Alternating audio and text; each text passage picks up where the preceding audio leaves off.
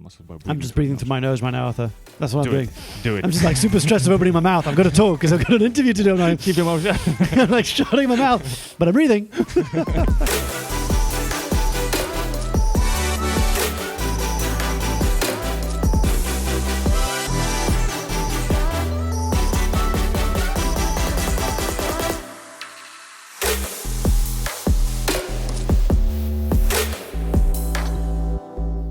Hi, and welcome back to the Unconventionalists podcast. I'm your host, Mark Leruste, and this is the show about what it's really like to turn your message into a movement. I've got a really exciting guest. It's been a long time in the making, so I'm very excited. Before I do that, I want to mention a few things, actually. First of all, I want to say thank you so much for all the support of this podcast.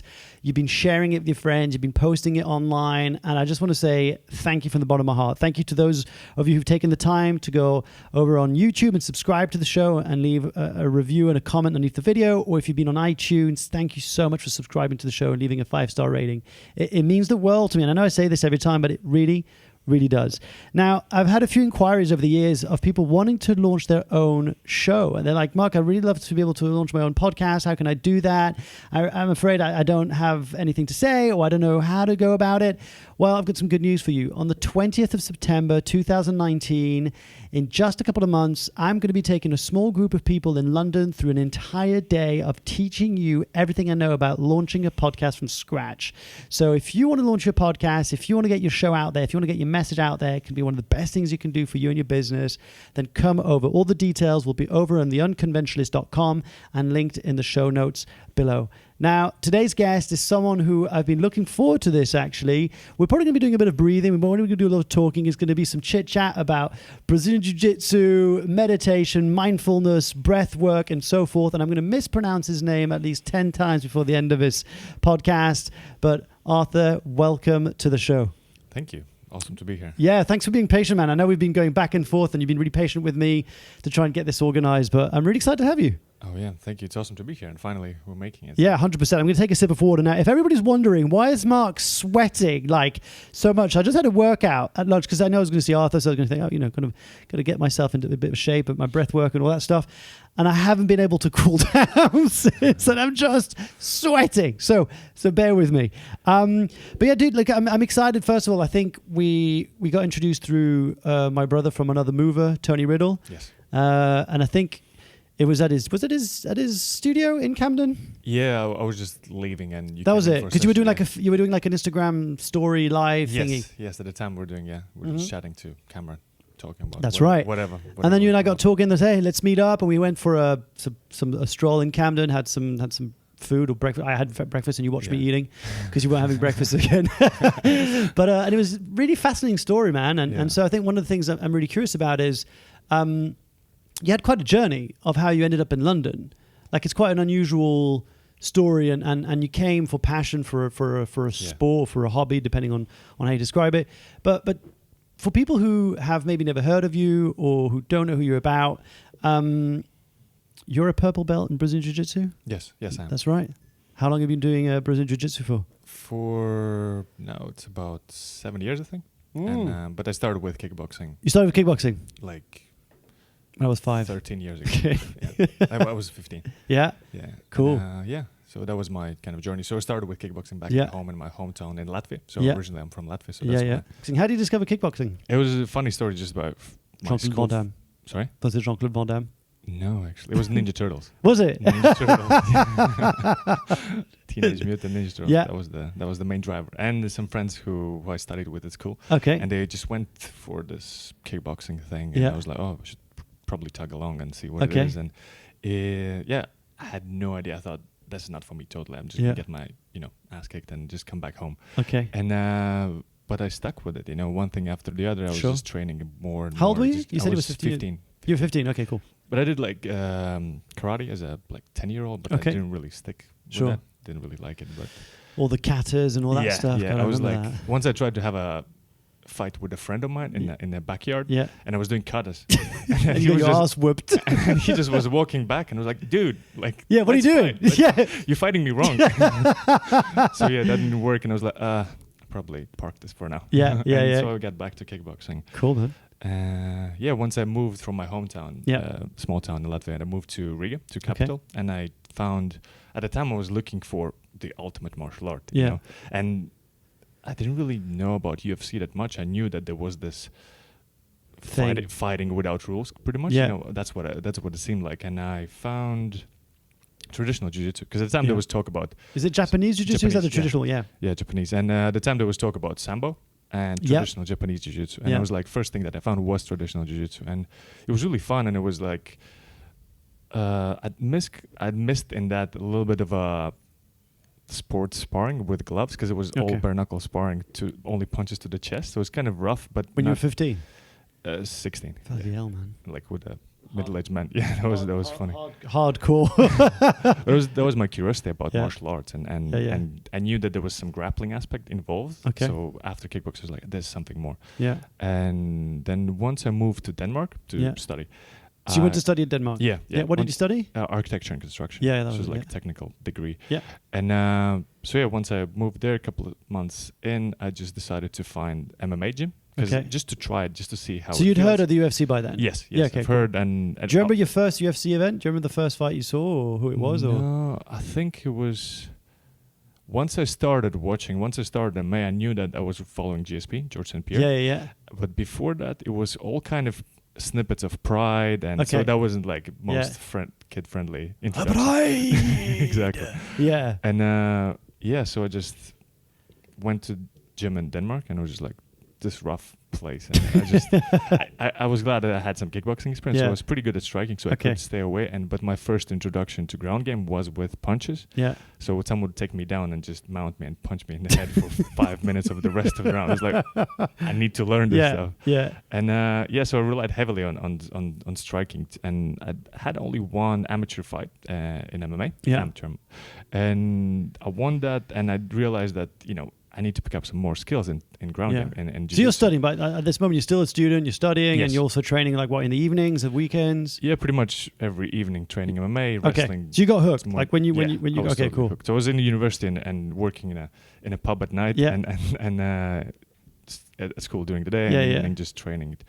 And that was fun. That was fun. But and I had the first fight in MMA, amateur MMA. That was cool. That was an amazing experience. And then do you remember the rush before you got into it was super cool. That was the best flow state experience ever. It was just a narrowing of the vision. It was just like that was it. There was nothing else in the world. So here's a question for you, because I had it's called Bugai. It's not really MMA. It's like I had an amateur MMA fight, but it's not really the same rules as what you would see in the UFC.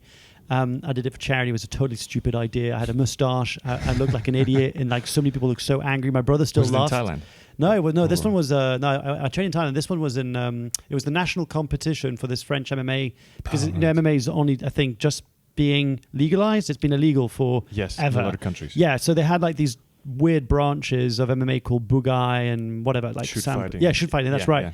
And so they did this national tournament, and I went, and I thought it'd be really funny to go with a moustache and raise funds for Movember at the time. And in my weight category, there was like 3 of us. Okay. Yeah. And so why the hell am I talking? Yes, I'm talking about this because I only had. Honestly, I had, I think, less than 3 weeks to train for this MMA tournament, okay? With no fighting experience, no competition tournament experience. And tournament, that's tough as well. It's not just one fight. Exactly, but I didn't know that. I thought that if you lost a fight, you were out, but actually we had 3 fights. But anyway, but the reason why I'm saying this is that I went and I knew a guy who was a purple belt Brazilian Jiu-Jitsu, and I asked him, how do I not get submitted? How do I get out of a closed guard? And I just learned really basic stuff. And I got there, and I remember when the ref went ready, fight, and then it's a blank. I don't remember. It just went, cut. Yeah. Do you remember the first time? Like, was there something with the adrenaline kick in? Did your game plan go out the window? Were you kind of cool-headed already then? Before that, I had kickboxing fights as a teenager, and that was this okay. Just cut, and suddenly all technique goes out the window. I see sidekick coming from right sidekick, and I threw the same thing. Just ridiculous. Just, that's sidekick. I need to attack with the same thing. So it was funny. But with the MMA fight, it was really interesting. It was just flow state. I somehow clicked into this place of like total focus, total awareness, and presence, I was fully in that moment. So there wasn't anything that I wasn't scared of my health or anything. I was just fully committed to fight this guy. Yeah. And it was epic. As I entered the cage, it was just like I was staring him down. I was like, what am I doing? Why am I why am I staring him down? Was it primal? Yeah, it was very primal. Yeah. And it was super amazing. Like this state I never couldn't recreate in anything else. And even jiu-jitsu competitions, since I couldn't recreate that state, I think because maybe the stakes were a bit lower in jiu-jitsu competition. Yeah, I get that. And but yeah, and that was epic. How did you win? It was TKO. Which round? First. Oh, good man. Yeah, and actually, funny enough, my boxing coach afterwards offered me, "Hey, do you want to fight boxing in 2 weeks?" Yeah. I'm like, sure.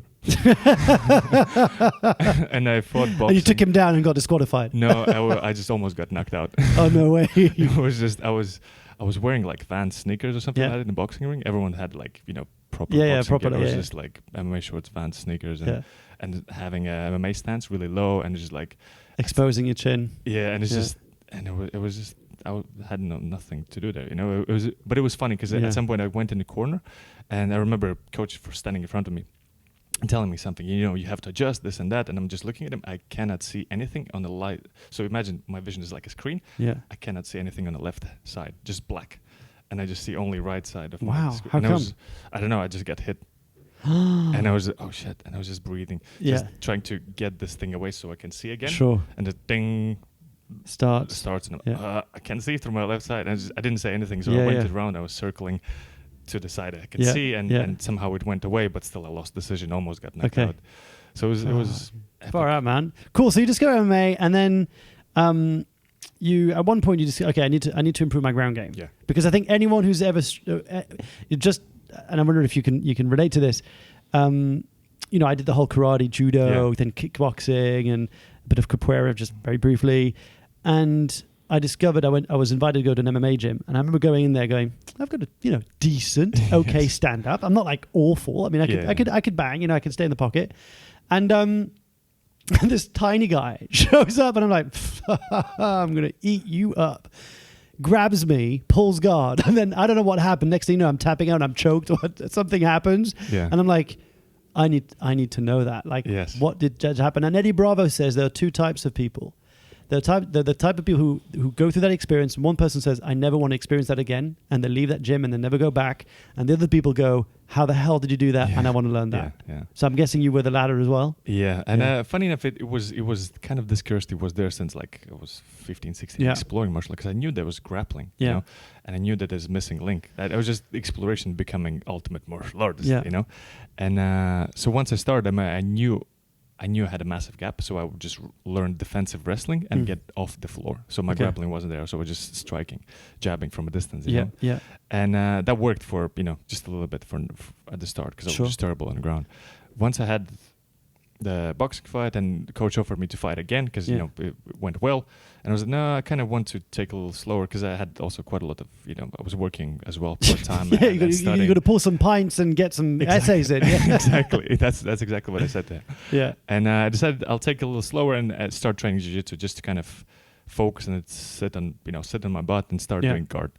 And I just got hooked. I never came back to striking. I haven't striked for forever. Maybe I have just visiting friends and just holding having a bit of fun, but not really any sparring, anything. It was funny because I decided to learn, and I realized that feeling when I would train MMA, there would be like some evenings I wouldn't have slept that well, or I wouldn't feel sharp enough, and I knew I'm going to the gym, and it was like almost this adrenaline state where I feel like I'm going to be fighting today. It's not just the show up to the gym and have a good fun, but it was like I'm going to kind of when you go to MMA training. It was quite intense. I get that, and I think for me it all depends on who the people who attend the gym. I think the gym makes the experience. That's true. When I was in France, I had an amazing gym. Like the instructors were so cool, great, charismatic. I think they used to train the police. One of them I think was a cop, and so much fun. And it was like a bit like a brotherhood kind of and sisterhood there with the female and males.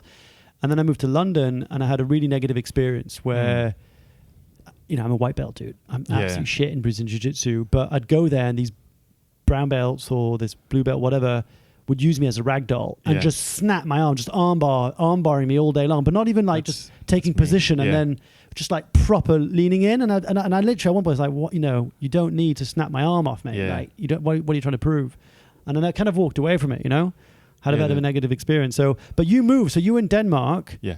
And here's what I think is really cool. You moved to London for the love of the sport. Yes. That's crazy. And so why London? Why not like Brazil or I don't know, America or you know? And I finished my degree in Denmark, and I took some time off just to hike, enjoy a bit of time, and just think. And so one option was going to Copenhagen, because I was living in a smaller town in Denmark, and to train there, or move to London. And I figured my English is okay. Yeah. I can speak English. I have a degree. Yeah. And my options were either States or London. Yeah. But I didn't really have a budget to move to States at the time. Fair play. So I was like, cool, I'll move to London. Yeah. Because options are I can work as a bartender. Yeah. Or in architecture. So I'm probably better off trying to find my job in architecture, and even if it's probably more intense, but I'll have better means to travel. Sure. And it's less night work. Yeah. So it goes better for training. And so I arrived here. First thing I looked for the gym, and then I looked for a job. Get your priorities right, mate. But it was just a desire to learn even further. Yeah. Because I was 20 when I moved. No, 22.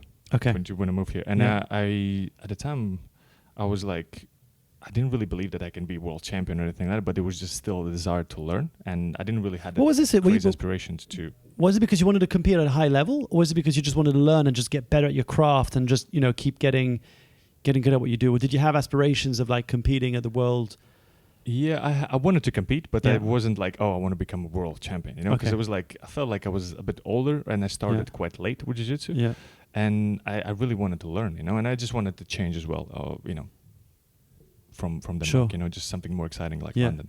And it was kind of desire to learn and experience jiu-jitsu at a high level, from higher level. And did you feel that change when you moved from Denmark to London? Did you feel the experience kind of grow? Did you feel like the level of competition there was kind of a different level? And yes, and in London there's obviously many more competitions. There's probably almost like a hub in Europe for competitions and really great coaches. Yeah.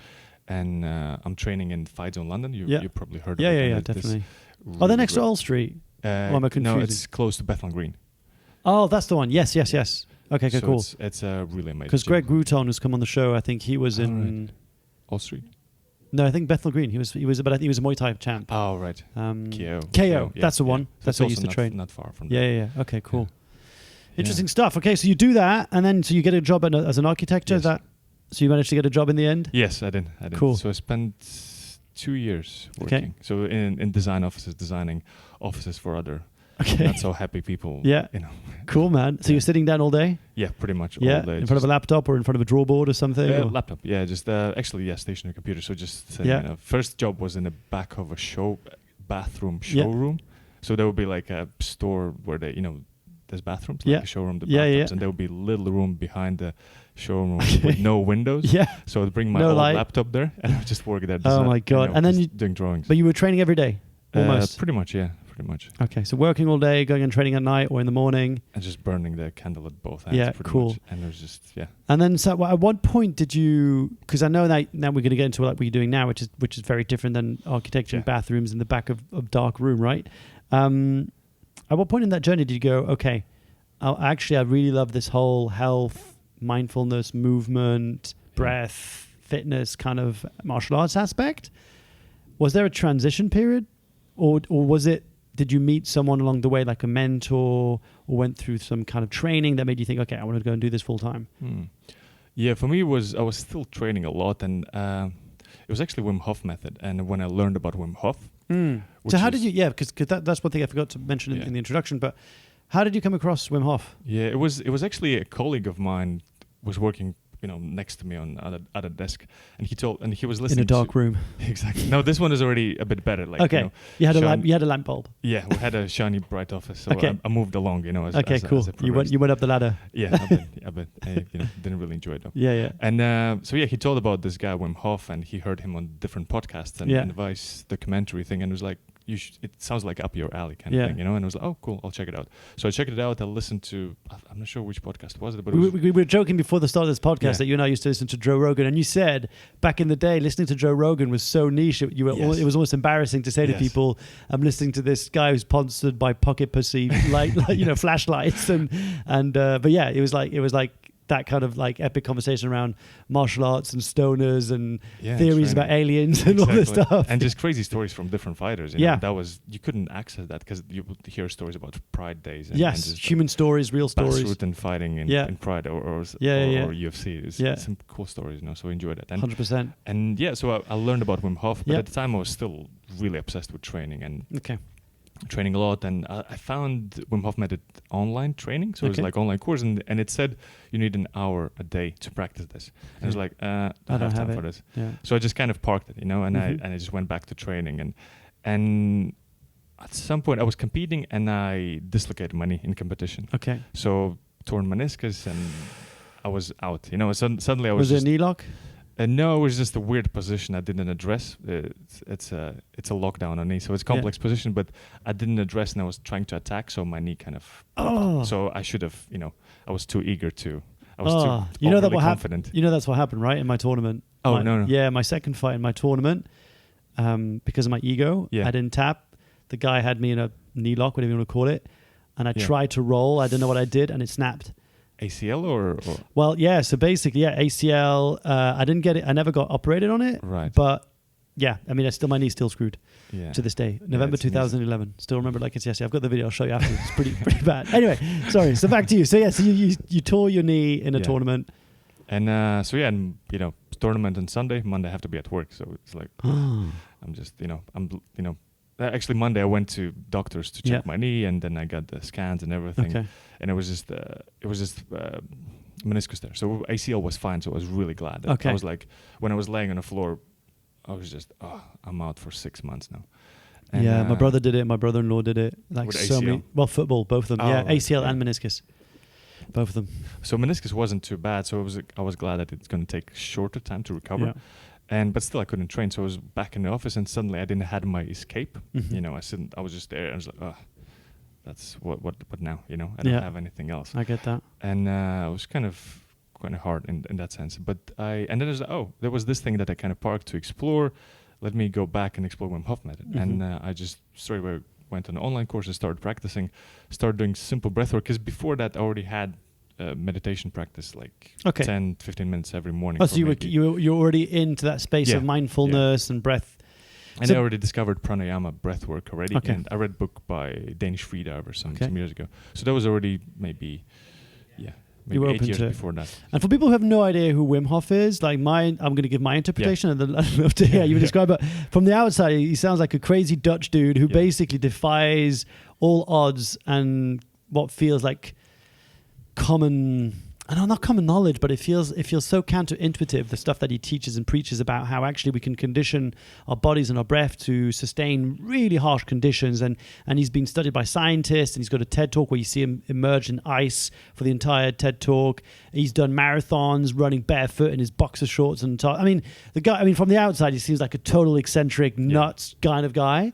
And he's become super popular in our kind of world, and especially in the personal development, the martial arts, the breath work. He's kind of everywhere, and it's Wim Hof. And then anyway, we'll talk about the training thing in a second. So you do the online training. Yeah. What do you think? You're kind of like, this is interesting. I was actually a week later when I started coming back to office, and I felt, okay, I don't have my escape. Yeah. I cannot train, and I was like, I feel somehow different. Yeah. I feel probably the best word to describe is content with what is. Yeah. And I was just, something's happening with my brain. Something's changing. Because meditation practice, even though it's been a long-running practice, it didn't get me there. Yeah. And I was like, there's something in this. I'm literally just doing 10 minutes of breath work, a little bit of stretching, and cold shower. That's it. And I was like, there's something in here. So I was like, I listened to more podcasts just to investigate further. Yeah. And for what appealed to me is that he was saying that it's not about him.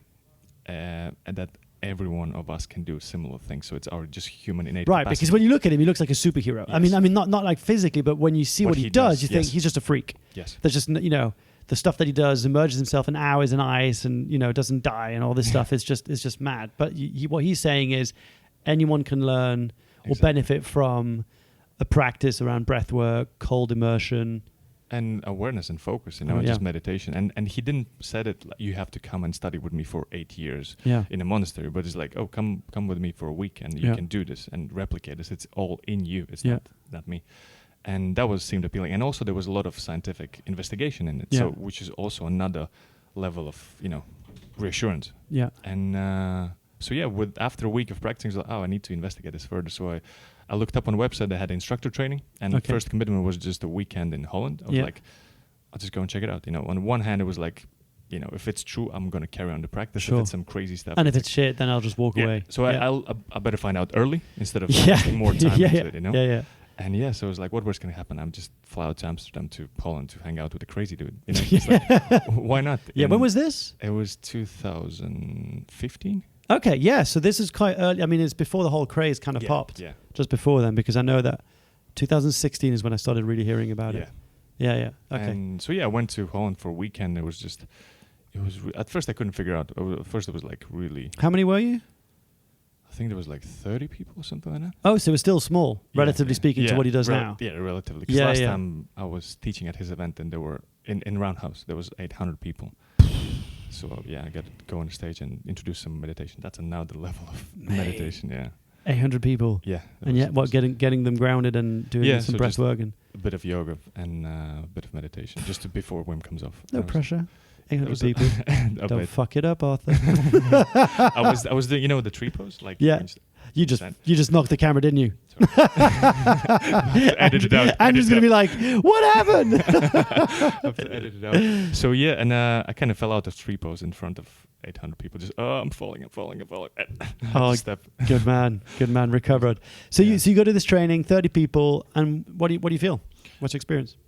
Day one was kind of odd, and I still wasn't sure. But day two, I was like, I had the chance to sit down with Wim and his wife at the dinner table when everyone's gone. I stayed a little longer, just like he's really real person and really authentic and really, he is who he is. Like who you see online, that extravagant kind of is who he is in real. And he's definitely grounded and he's on a mission, and I felt that, and I was like, it's compelling, isn't it? Yes. When you sit across someone who's like true to a mission. I've got something that's bigger than me that's driving me, and I'm here for a reason. So I decided to carry on. I came back to London, started teaching friends and training partners in the park, doing some breath work, and a couple of months later I decided to go to do the whole training in Poland and everything. And so you went to you didn't go to the mountain in your boxer shorts, did you? I did, yeah. Oh my god. So that was part of the training. Yeah, exactly. Fuck. How was that? It was epic. It was actually scary at the time, because I didn't thought it's possible, and it was a scary experience of standing outside in the rain and going into water in November in the dark and just like shivering, being super cold. But I remember in that experience, thinking to myself, I'm cold, I'm uncomfortable, I want to get out, I'm going to get sick. All these stories going through my head. 100%. That's what I'd be like, I'm going to die, dude. And that's what I catch a cold just because it's like, I forgot, I don't know if you saw my Instagram story or when I tagged you in, I forgot I'm in shorts and t-shirt and it's raining outside and I forgot, and I'm just going, I'm going to die. I'm going to catch a cold. Great. Just before going on. Hundreds of thousands years of human evolution. Yeah. To this. To this point. Just cold. So you're going to Poland. So for those, again, people who are not aware of this whole experience, I only know it through pictures and stuff I've seen online, but it appears that he takes a small group of people and he basically takes you through this training, this program, and then you end up going up on a mountain, like it's snowing or it's raining or what have you, and you're in your boxer shorts. Yeah. So it's like a 4 hour. Are you wearing boots? Yeah, boots and backpack, But boxer shorts or short briefs if you're more brave. Yeah, exactly. Or Speedos if you're crazy. If you're Italian. Cool, man. And so you went up that mountain? Yeah, it was part of training and everything. It was like changing my perception in some ways of how I viewed what's possible. So after that experience being in the cold water, I was like, oh, I'm actually totally fine. I'm not sick. Nothing happened, and it kind of broke that mental barrier. And now I'm actually taking myself people to these trips, and I did. Yeah, I saw some photos. Yeah, you saw 3 retreats with a friend of mine, Martin. That's him. That's him. He's not the Brazilian Jiu-Jitsu yoga. No, he's not. He's not training, but he's quite a lot into breathwork, and oxygen advantage stuff. Yeah. I'm sure I saw a selfie of you up some mountain. There was some snow, and you and a guy. There's plenty of those. Yeah.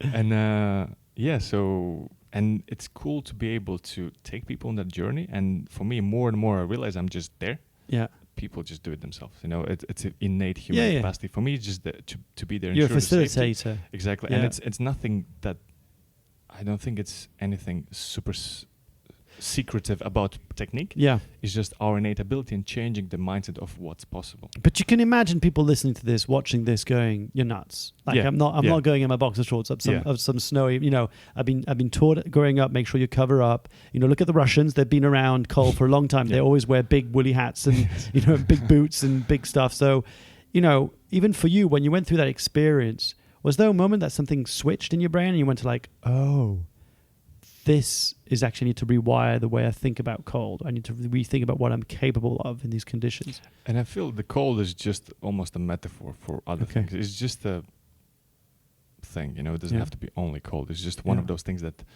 probably is most effective to show those things. And we're kind of changing the paradigm of like, this is possible, this is not possible. And for me, I feel like it's only about getting out of the way of your body, and then body takes care of itself. Obviously you have to have enough trust and have enough exposure to these conditions, and trust that your body can take care of itself. It's all oftentimes the story in the head that's like, I'm gonna die.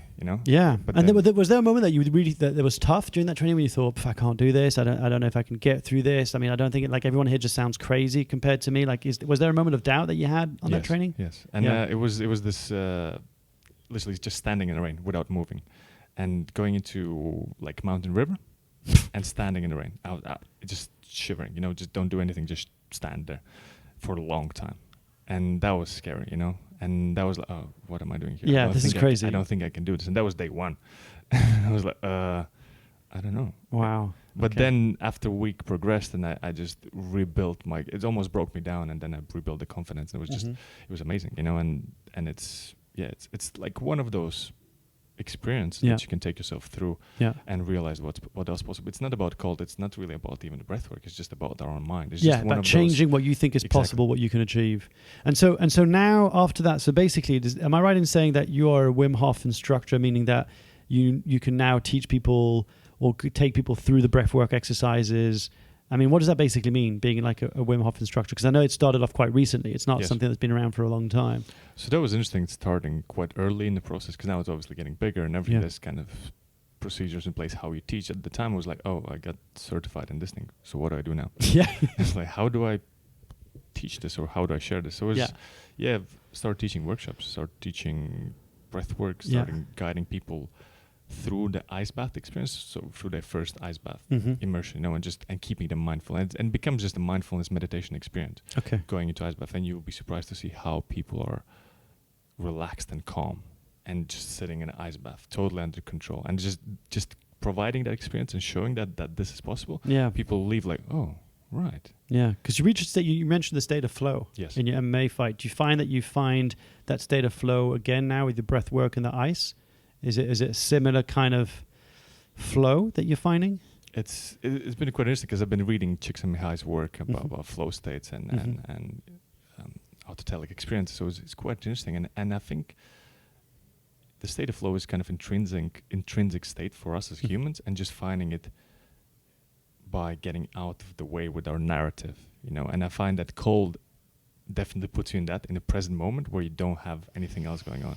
And also with breathwork, I find the breathwork is probably the practice that you build up, and you build your awareness, build your focus, and work with your mind to still it down. And then cold is almost like a test, So it's almost like an extra layer, which is like a test to test how well you prepared your mind. Okay, I get that. And so you go through that, and then at what point do you become a yoga instructor? A few years later, actually. I just, I went to a festival of course, called as we do. Yes, exactly. And it was a yoga festival. And I was invited to teach a workshop. Wim Hof made the workshop with ice baths and everything, breathwork. And I met now friend of mine, Carl. He's a yoga teacher at a studio called Stretch in Broadway Market. And I went to his class, and I was like, oh, this is really cool. Because at the time, I was training with kettlebells. I did like kettlebell certifications and trained. By the way, sorry to interrupt you, but are you still working as an architect through this whole thing, or have you quit by now? No, after a weekend in Holland, there was maybe 6-month gap. And at the time, I really just wanted to get out of the place I was working at, because it's a great place. It was an amazing place. Sure. It was, probably on paper the best place I could land coming from small town in Latvia. Yeah. My parents didn't really agree on my decision Of of course. leaving the place. Yeah, a lot of parents don't. Yeah, it was probably the biggest real estate development company in the world, and it was like a good place to be. But I was like, I just can't stand this. Yeah. And I quit, and my options were either A, going to Brazil to train until my savings run out, or B, try to investigate this further and learn different things. So I started and teach and get a bit of paid. And exactly. And I did the kettlebell certification, then I started teaching Wim Hof method slowly. One thing after that, I got introduced to yoga through this great teacher. Yeah. And it was interesting experience because at that point I realized did another class with another teacher. I was like, this is nice, but I don't really have time for this. I prefer just swing around kettlebells and get stronger. And I did class with Carl, and it was this moment of like, oh, this is really interesting how it creates the state of mind that I'm exploring. And also it addresses some of the movement that I could benefit from with my jiu-jitsu training. So it's really mobility based. There's a lot of tools to improve your proprioception and ability to understand where you're in space. And I was like, oh, this is really applicable to jiu-jitsu, especially with this particular class. And I was like, oh, let me explore this. So I got in contact with a studio called Stretch, and I started teaching kettlebell classes there. So I started practicing yoga, and they also had a teach training on. I was like, let me go ahead with this. So literally less than a year. So I did the first class at the festival in August, and I joined the teacher training in April.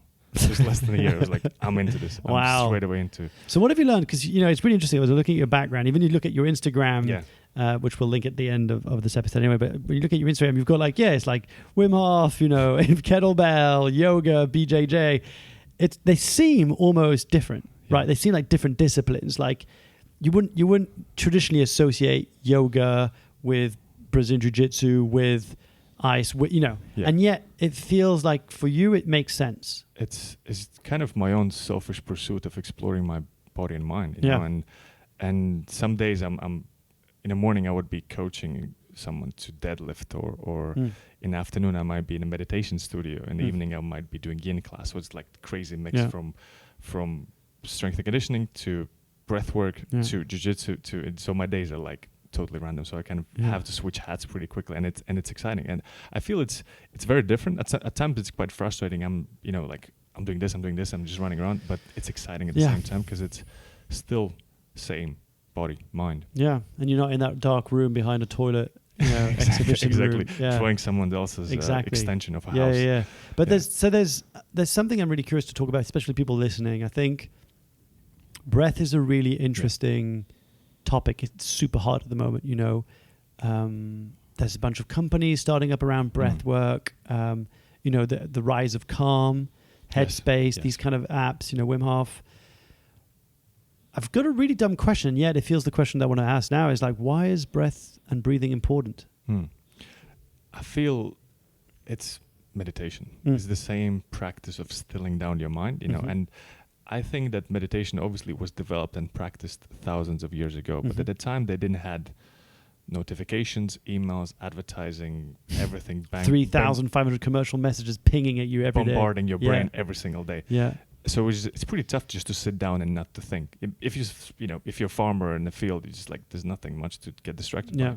So I find breathwork is almost a tool, a practical thing you can hold on to, like let's just breathe in this way, and it's going to take your brain into these states that are conducive to meditating. So you enter into meditation much quicker, and whatever meditation means to that state of stillness, and where you can have some space from all the agitation, all the anxiety, and all the issues we suffer nowadays because of we're so distracted. So the breathwork is almost a tool to get there. To come back and recenter almost. So just almost a shortcut into meditation, And with breathwork, quite clearly we can influence the nervous system, and that's as simple as that. So if we accelerate our breathing, we actually excite our nervous system to stimulate that sympathetic response.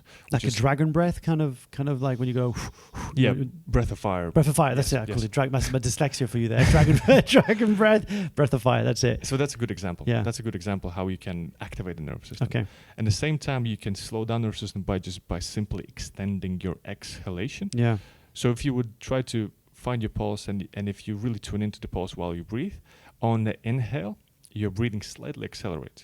On the exhale, it slightly slows down. So by simply extending your exhalation, making twice as long as your inhalation, you can downregulate the nervous system. There's no secrets. There's nothing complex about it. And you literally have a direct link to your nervous system, and that puts you in the relaxed state or, more alert state. If you need to have a meeting and you feel like a little sleepy, you can do a particular breath and it just activates. If you need to slow down and fall asleep in the evening, you can just calm down and prolong your exhalation. Or there's different tools you can use with breath, huh? It's really interesting, because what I've noticed with myself is that when I'm stressed, or even when I'm around people who are stressed and who are agitated or who are dumping stuff, whatever, I find my own breath being shallow. And I'll almost go, are you breathing right now? Because I almost feel like I'm not breathing. I remember having this conversation with my brother about we're having this kind of argument thing, and I'm like, dude, I don't think you're breathing right now. Yeah. Like it's all stuck, and he's like, my brother's not into this whole world of stuff. But I find it very interesting that often if I find myself to be stressed or in an argument or something, it will often be, I'm not breathing. I just forgot to breathe, or I'm not breathing through this, So is there like a simple, and I'm putting you on the spot, but is there like a simple breath exercise that you can walk us through right now for people listening? If there was like, I don't know, a couple of minutes, whatever, just to give a practical tool that people can practice at home at the same time as they're watching this or listening to this, that you can guide. Would you be open to that? Yeah. Totally putting you on the spot. We didn't talk about this before. No, it's totally fine. And it's. And I'll do it. I'll do it. I'll follow your guidance. Just don't make a fool out of me while I'm eyes closed. I mean, it's probably easiest to explain than anything else, and people can practice on its own. So literally, what you do, you slow down your breaths, and so just sitting down, even on a tube or on a bus, you can just keep breathing through the nose. So first, for the probably simplest thing you can improve your breathing with is just breathing through your nose as much as you can.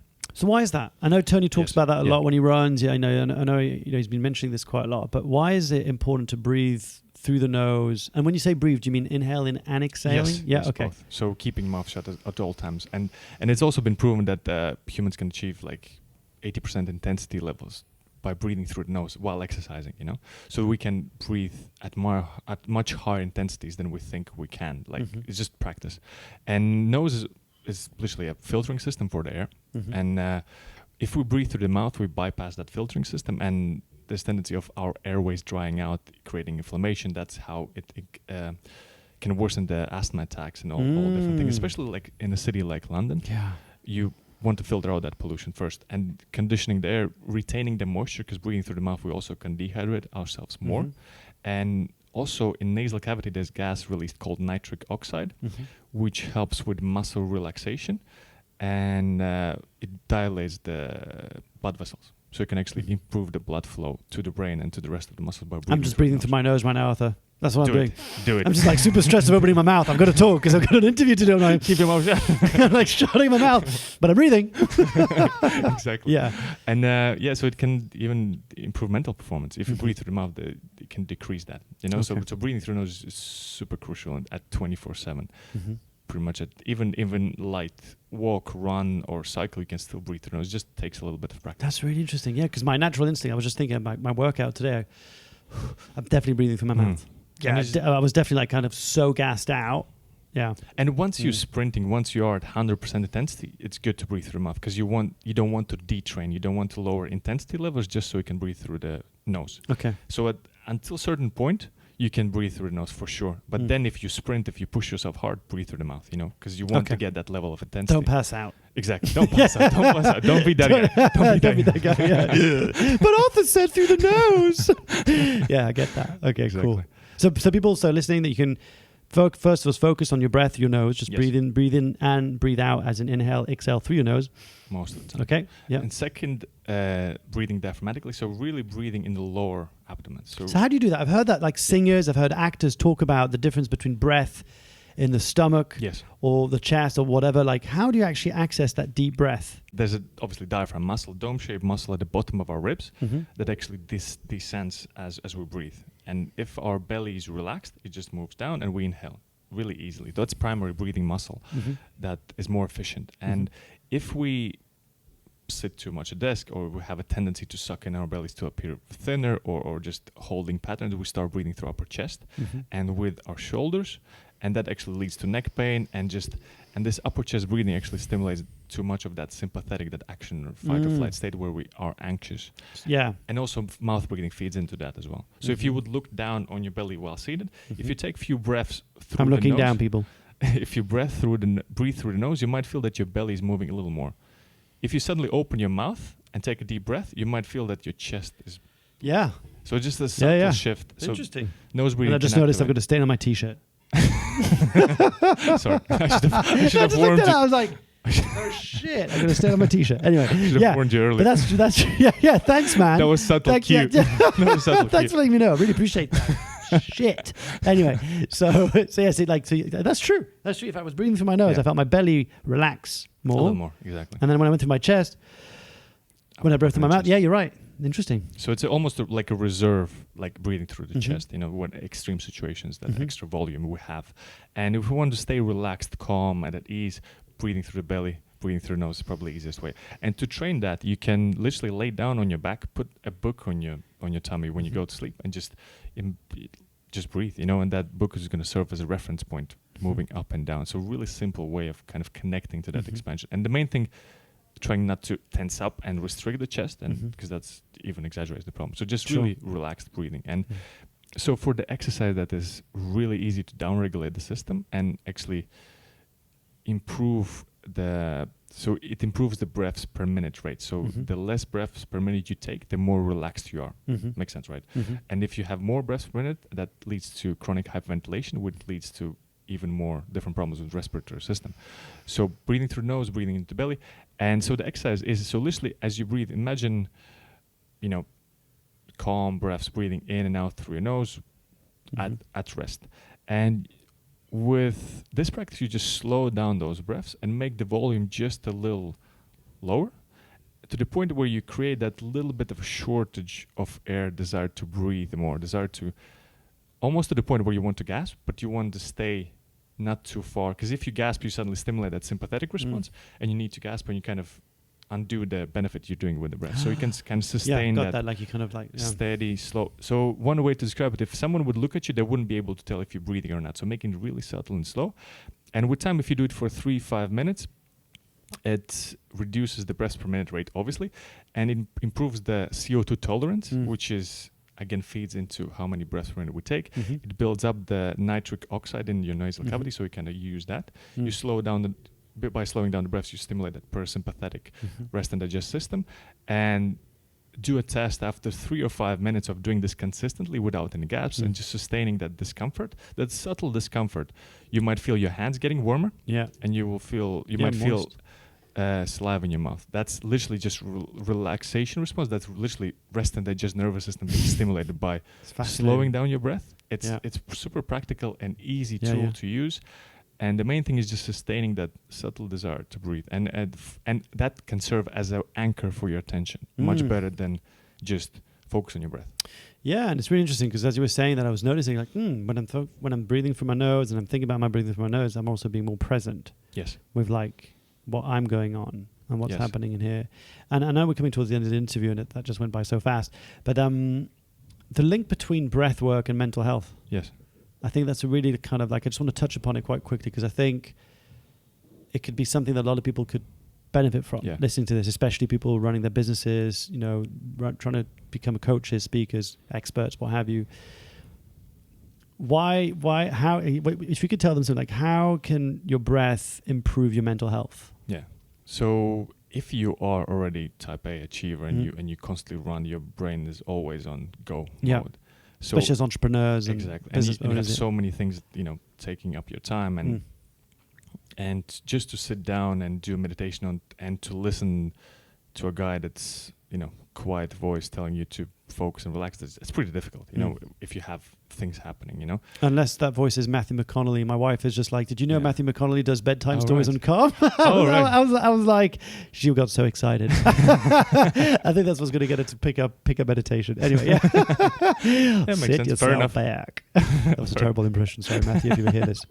Fair enough. Yeah. But I mean, the breathwork gives you, as I earlier described, just direct influence over your nervous system. Okay. So instead of just hoping for the best that you will calm down, you can actually use practical exercise, you know, practical thing, A, B, C, D, to downregulate the nervous system. That helps you to put yourself into that state of focused meditation and gives you a little bit more space. Yeah. So just actually handles on like practical thing that you can do. Yeah. If you learn, you apply it, then you cultivate that mental state for a longer time, and then, you know, I believe with this, it all becomes more and more subtle with these practices. Yeah. And with time, you can actually do meditation. You can actually notice the state of agitation, the state of anxiety early enough, instead of letting it. So in the morning, you wake up, for example, and you feel like, oh, just day is not good. This is not going to be good. So you can catch yourself early enough, and like by building up this awareness, by building this interoception, noticing these states, noting these states in the body, and then catch yourself early to address that. Maybe take a walk in the park, you know, at 9 a.m. instead of 2 days later when you're totally crashing, you know? So you can catch yourself early and address it. Yeah, the thing that I find really challenging is this idea that when things get stressful, it's the first thing to go out the window. Like, great, when I've got a bit more space, a bit more time, I can make a bit of time for meditation. I mean, I've got a kid, you know? Yeah. But as soon as it's so easy to not make it a priority. It's so easy to not see it as an important list on your item. Like, I've got to send that invoice. I've got to chase that client. I've got to whatever. That breath or mindfulness or meditation, very rarely. What do you think is going to take, and that we're going to come to the last question, what do you think it's going to take for people to move from I want to do and achieve and I'm a human doing to human beings to actually realizing this matters? It matters just as much as you're brushing your teeth. Yes. It matters just as much as getting that paycheck from your client. What do you think is going to be the bridge that's going to get people over that line? I think it's slowly happening. More and more people are recognizing the necessity to take care of the mind, the brain, because we are taking care of, even the busiest person still works out. You know, like yourself, you did the workout today. Yeah. You know, and we still can find 45 minutes. Why we won't be able to find 10 minutes to address the primary, you know, reason for success in this world, our brain, you know, and how, if we can address that, if we can, you know, do some maintenance on it, whatever it takes, just 10 minutes of a little bit of breath awareness. Even it can be just a simple breath awareness throughout the day. Like a friend of mine, Martin Petrus, with whom we do these retreats, he came up with a practice which is brilliant. And literally he takes one breath every once in a while, just breath awareness of one breath throughout the day, and he makes little ticks and tallies in a notebook, and he counts up at the end of the day how many mindful breaths micro meditations he had throughout the day. So just keeping yourself back centered, because we operate from our brain, right? If it's all over the place, if we're not efficient with operations, everything else is just all over the place, you know. So if you address the primary, you know, thing that runs this thing, that's cool, man. I read somewhere that it was meditation is like a bicep curl for your brain, for your mind, or something like that. So look, we're coming to the end. One thing we didn't get touched, but it was really cool to see. I think I saw you featured in Men's Health magazine. I tweeted on that. I think I've seen you do some cool partnerships as well. Yeah. Is it Rundem? Yeah, Rundem Crew with Charlie Dark and a bit more involvement. Yeah. I've seen, it's really cool. I've been seeing your profile pop up a little bit more at events and festivals and that kind of stuff. That's been really, really cool. Before I ask you my last couple of questions, I just want to say, I want to acknowledge you actually. It's been really cool to kind of, first of all, meet you and see you grow in your domain and be really true to who you are, that breath, you know, that mindfulness practice. And as you're breathing through your nose, and I'm going, I need to breathe through my nose as well. But my best friend will kill you because my nose makes so much noise when I breathe. And he's Same like, with mine. you can't be in the same room as me when I breathe through my nose. He's like, shut up. But it's really cool, man. And I really hope that you continue to spread this message of actually take a bit of time for yourself, be mindful, change your mindset. And it's not just about the ice, it's a metaphor for your life. Because what else can you break through barriers? If you can see yourself immersed in ice for 2 minutes, what else have you been saying you can't do, and you can actually change that? So that's really, really cool, really exciting.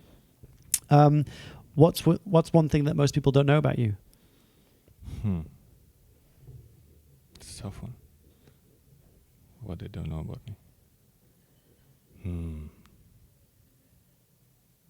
I think I put out so much stuff on Instagram and talk about all these things, and that was my practice actually sharing more and more, because obviously I come from Eastern European country where sharing and talking is not necessarily the most common practice. 100%. So it's something I'm learning to, and so do you find that still challenging? Yeah. Oftentimes it is. But I try to, and actually the social media and Instagram at the same time, it can be a really good place. Yeah. Like just putting it out there, just typing it up, putting it out there, and just let it be. You know, and that's been a practice of mine to actually be more comfortable with sharing. You know, because I grew up in a place where you don't really talk that much. You know, especially among men. Yeah. So this has been of my, and it's amazing. And I feel like it can have an impact. So social media both can be very distracting, very disruptive. Yeah. But it also gives you a platform to putting it out there and have a bit of an accountability. And also,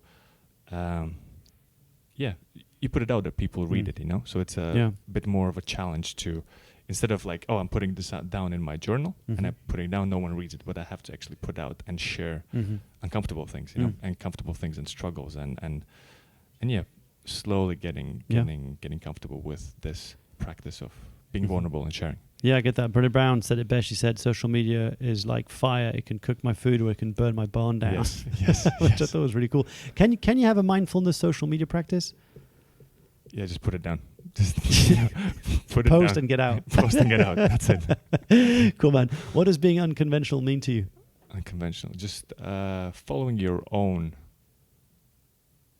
mindset, your own ideas, and jumping in crazy opportunities and doing unconventional things. Like, you know, coming from where I come, I would never have imagined that I would be teaching people how to breathe. You know, my options were either I'm construction worker or car mechanic, you know, at the time.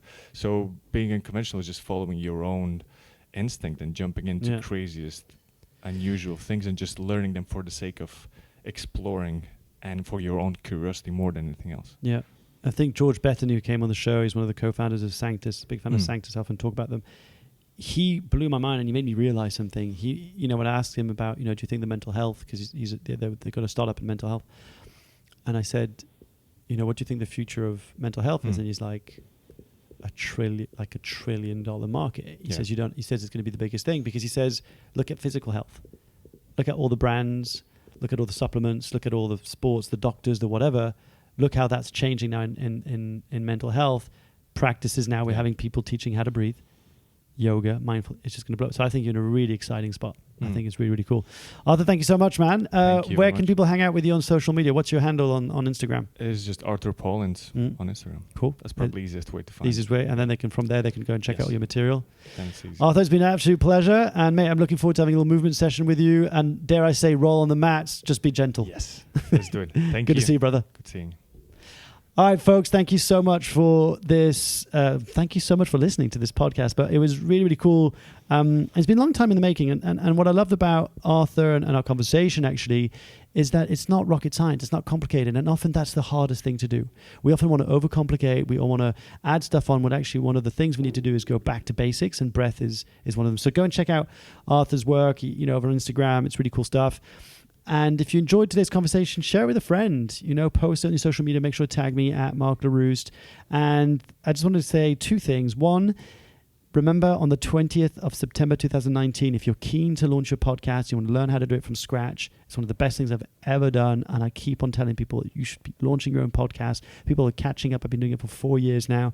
Come and meet me in London. People are flying in to come over to this workshop. And I'd love to help you on this journey. And number two, if you enjoyed today's conversation, please give it a thumbs up, subscribe over on YouTube, leave a comment to this video. And if you're on iTunes and you're listening to this, then go over to iTunes and leave a rating and review. As always, I love you. I appreciate you. Thank you so much. And as Artur said today, and as we always say, follow your path.